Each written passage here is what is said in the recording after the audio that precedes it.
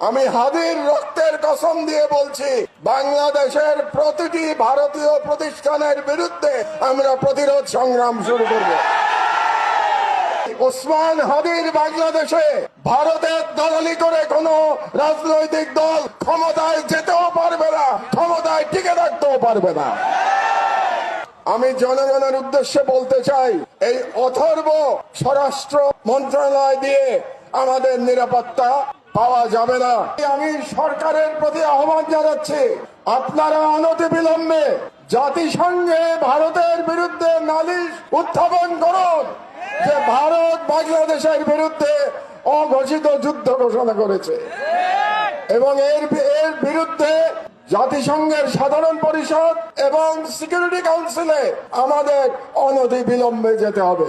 রাজনৈতিক দলগুলোর উদ্দেশ্যে আমি বলতে চাই, অনেক রাজনৈতিক নেতা বলে থাকেন যে ভারতের সাথে বন্ধুত্ব করা ছাড়া নাকি ক্ষমতায় যাওয়া যায় না, কিংবা ক্ষমতায় গেলেও টিকে থাকা যায় না।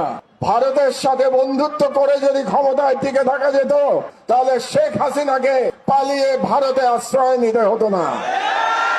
কাজেই আমি ওই সমস্ত রাজনীতিবিদদের বলে দিতে চাই, এই ওসমান হাদির বাংলাদেশে ভারতের দালালি করে কোন রাজনৈতিক দল ক্ষমতায় যেতেও পারবে না, ক্ষমতায় টিকে থাকতেও পারবে না।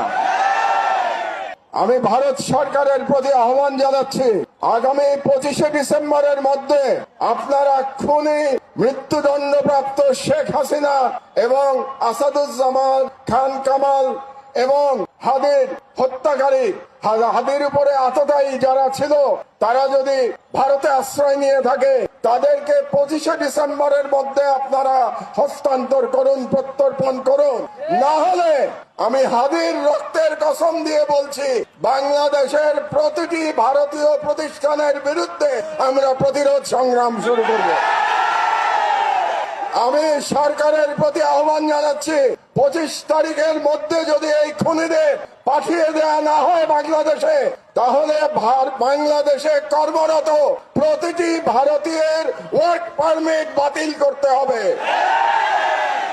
আমি জনগণের উদ্দেশ্যে বলতে চাই, এই অথর্ব স্বরাষ্ট্র মন্ত্রণালয় দিয়ে আমাদের নিরাপত্তা পাওয়া যাবে না। কাজেই তাদের আশা আমাদের ছেড়ে দিতে হবে। কাজেই জনগণের প্রতি আমি আহ্বান জানাচ্ছি, প্রতিটি ওয়ার্ডে আপনারা আইন শৃঙ্খলা কমিটি গঠন করুন।